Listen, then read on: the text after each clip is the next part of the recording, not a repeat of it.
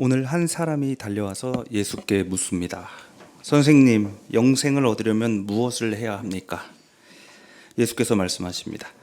너도 율법을 잘 알고 있지 않느냐? 살인하지 말라, 간음하지 말라, 도둑질하지 말라, 거짓 증언하지 말라, 내 부모를 공경하여라, 이런 것들 말이다. 그 사람은 자신 있게 말합니다. 선생님, 나는 이 모든 것을 어려서부터 다 지켰습니다. 그래, 대단한 걸. 그런데 너에게는 한 가지 부족한 것이 있다. 가서 내가 가진 것을 다 팔아서 가난한 사람들에게 나눠주어라. 그리고 나서 나를 따라라. 그는 이 말씀을 듣고는 울상을 짓고 근심하면서 떠나갔습니다. 왜냐하면 그에게는 재산이 많았기 때문입니다. 예수께서 오늘 우리에게 말씀하십니다. 재산을 가진 사람은 하나님의 나라에 들어가기가 참으로 어렵다. 이 이야기 때문에 실제로 많은 그리스도인들이 근심했습니다. 왜냐하면 그들은 모두 재산이 있었기 때문입니다. 부자가 하나님 나라에 들어가는 것보다 낙타가 바늘귀로 지나가는 것이 더 쉽다는 말씀. 사람들은 어떻게든 이 절망스러운 말씀 안에서 희망을 찾아보려고 애썼습니다. 이 낙타라는 단어가 오역이라는 지적도 있습니다. 이 낙타는 아람어로 감라하고 이 밧줄이 감타라고 하는데요. 발음이 비슷하죠? 그래서 실은 낙타가 아니라 밧줄이 바늘길을 지나가는 것이라고 해야 맞다는 얘기입니다. 그래도 바늘귀에 넣기에는 낙타보다는 밧줄이 조금 더 낫겠네요. 우리 부자들에게 작은 희망이 생깁니다. 또 이 바늘귀라는 단어가 당시에는 개구멍의 관용적 표현이라는 해석도 있습니다.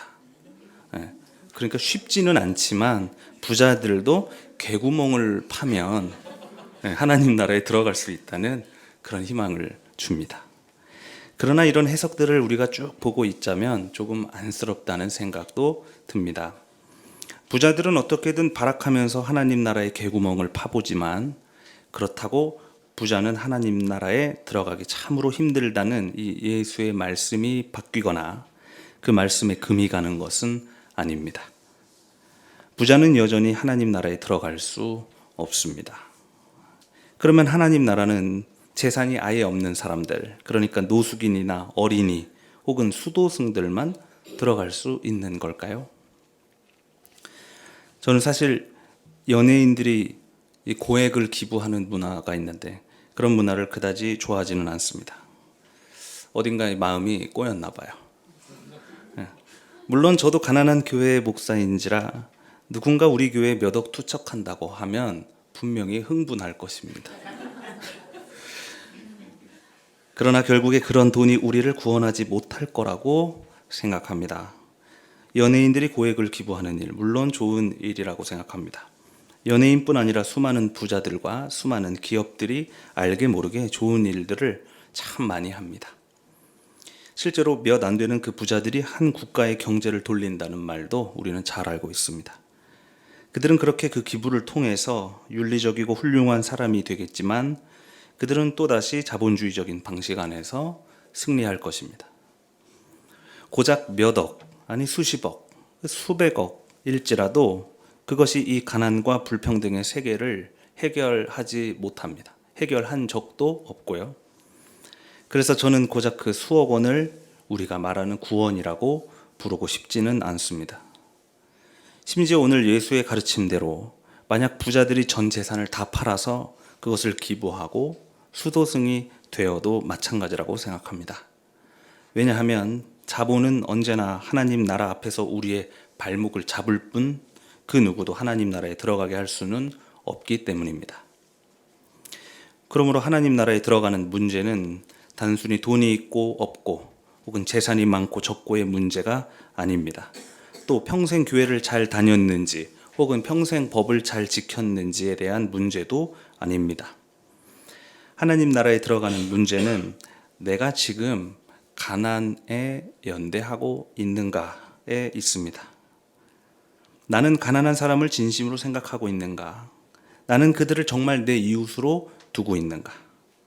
나는 그들에게 내 삶을 내어줄 수 있는가? 나의 삶은 정말 그 가난에게 계속 연대하고 있는가?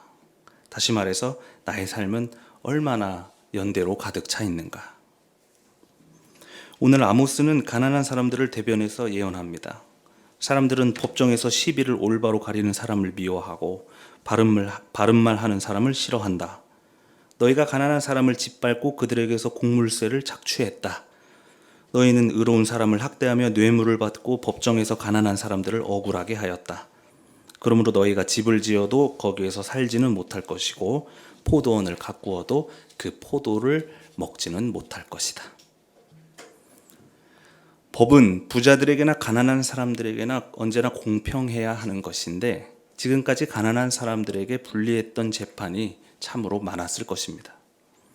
사회 제도와 국가의 법 자체가 부자들을 위해서 가난한 사람을 착취하기도 합니다.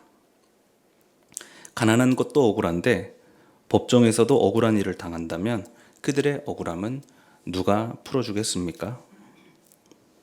저는 부자들이 베푸는 수억의 합의금이나 기부금 같은 것으로 그 한을 풀어줄 수는 없다고 생각합니다.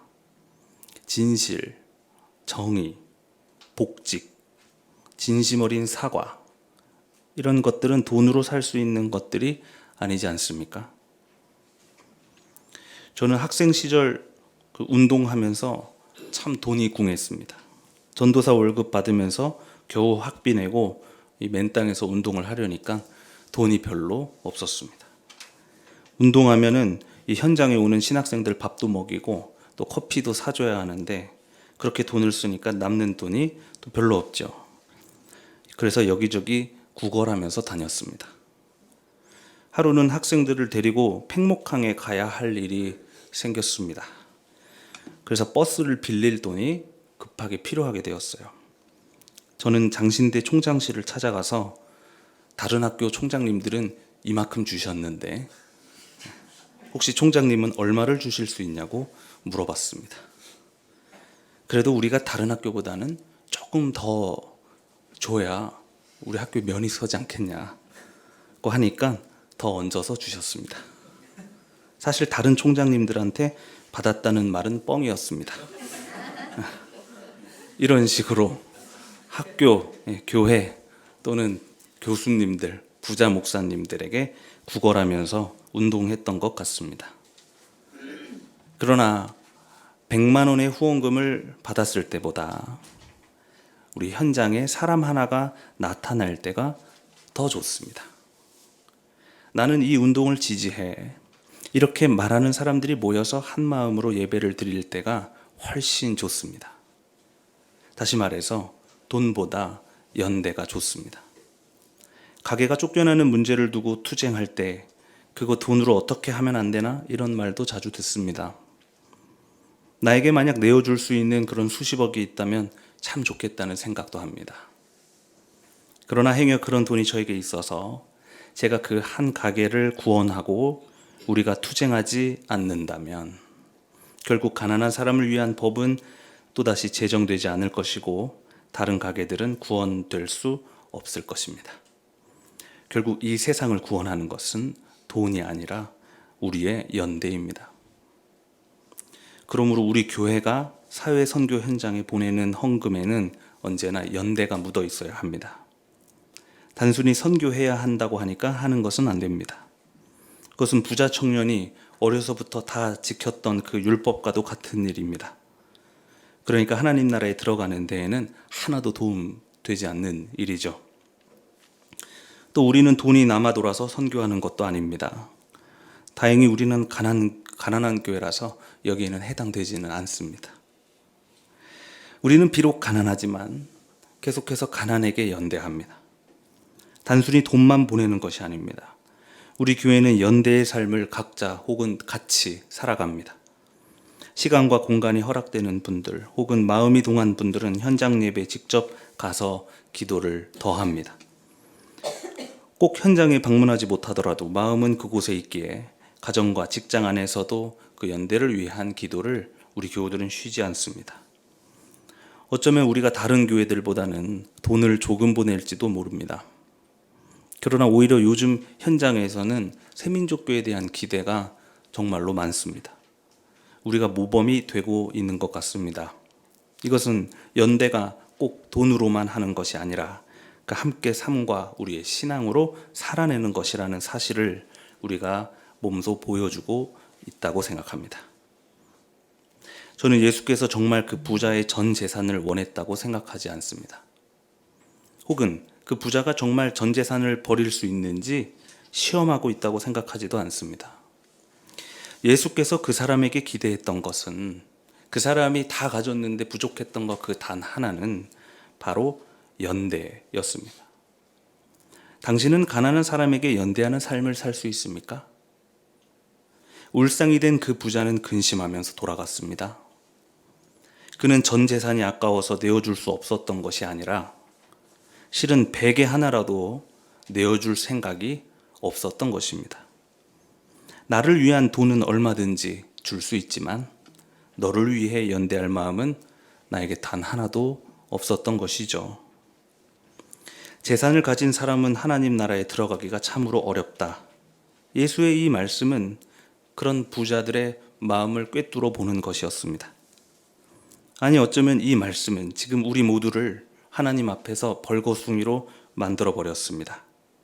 오늘 히브리서의 말씀처럼 하나님의 말씀은 살아있고 힘이 있어서 어떤 칼보다도 날카롭습니다.